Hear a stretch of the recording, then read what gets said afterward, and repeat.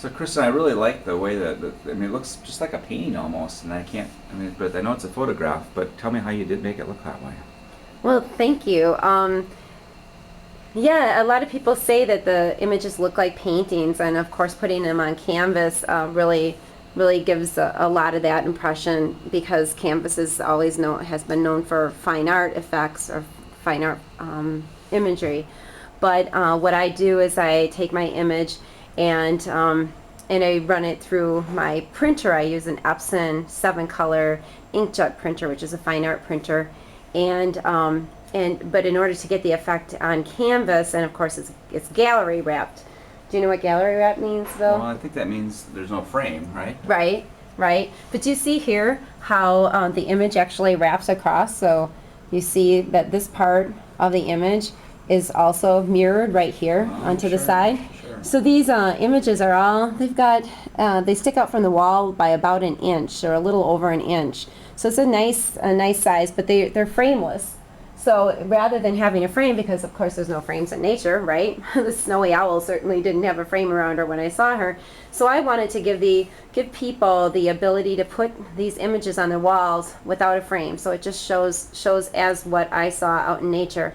So everything is about that for me. So when I print the images, they're printed with this what goes into this gallery wrap, and it allows the image to flow around the sides without losing any of the image on the front.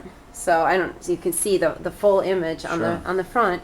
But then the grass one's a really good one to show as an example because as you see on the side, the image from the front actually wraps around to the side. So I take about roughly an inch and a half on each all around. So 3 inches on each, about an inch and a half on this side, and then an inch and a half on the bottom, and an inch and a half on the top, and an inch and a half on the other side.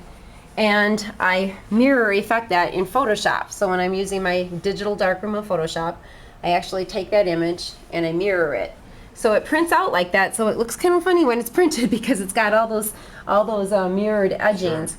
And so when it prints like that. And then I varnish the image with a really nice varnish. It's a water-based varnish. The canvas is a cotton archival canvas, and but the varnish is of course great for the environment, good for my lungs because I don't breathe it in and I'm not spraying it. And so I roll it onto the image, and then so it gets this nice effect of color popping, makes the color pop, and also protects the image. So all these images are protected, and then of course I gallery wrap them. So then you see the edging that I just talked about What I like onto about that is because there's no frame, the image is so much bigger than it would otherwise be if there was a frame around it. And I think if you do like we did with the dark wall, it almost feels to me like it's like almost looking at a window, but or even more three-dimensional. It's like the images are coming right out of the wall at us. Yeah, that is pretty amazing. When you put a frame around it, then it stops the image. Right. So yeah, you kind of, does it leave you feeling like you wonder what's beyond? Well, it does. It also leaves me feeling like I'm smack dab in the middle of the wilderness. That's good. With creatures all around me. I mean, it's just amazing how they just pop off the walls. I mean, so many times you see art and it's pretty, but it's kind of one-dimensional to me, and this is really three-dimensional feeling. Yeah, and especially with these images, the way that they're lit. Bill, you did a fabulous job of lighting the images, but it does, especially without frames, people in their own homes can light these images to their own desire. But and Bill, would you mind standing in front of a couple of these images so we can show the scale to people? Like this frog head who's bigger than me? Yeah. That frog can eat me. That's right. My head is small. Is larger than life, and one of the reasons I like producing on canvas and larger than life, and of course in the sizes that I offer, 20 by 30 inch approximate, 30 by 40 inch approximate, and 40 by 60, these grand scale. Of course, I'll go away from you for 1 second. 30 here. by 40, just to make it clear, right? This is the medium size? Well, this one right now is a 40 by 60, but yeah, I'm that one. gonna come back to you. Well, let me walk from And- this one to the oh, eagle, yeah, so you okay. can see. So this is the medium size, 30 by 40. Right, this is I call 30 them small, medium, and large. It's That's, easier. I know, that's a good idea. So That's a this- medium so- size. So that's medium. Now let's go look at the supersized eagle over here. This is the full 40 by 60, right?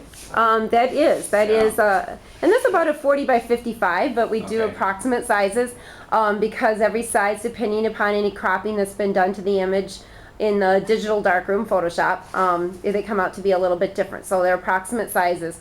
And the one right next to it, though, is exactly 40 by 60. And that's one of my favorites. So That's that's the exactly- sunrise. And I don't know if you can tell from the photo that there's right up here. There's one little bird. Yeah, there's a little flying, tiny- This whole huge sky. And, reading the dawn. I just think that is such a cool picture. In fact, somebody's already indicated interest in buying this one, but having you make it even bigger than it is, which is hard to Yeah. believe, because that's 40 by 60. That's 5 feet across. I mean, Right, it's it amazing. sure is, sure is. So you can get this, people right now by seeing you in the picture with that image can see the significance of the size.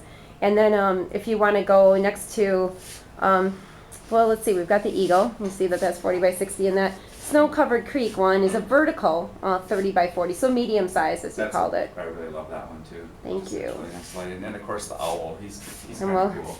I think it's because he's a snowy owl and the white kind of a white sky background with him. He just Yeah, but you really get a chance then to see all this the modeling on his wings and stuff. mm-hmm. Yeah. And then I'm not sure which one's my favorite because they all kind of are. So it's hard to say. So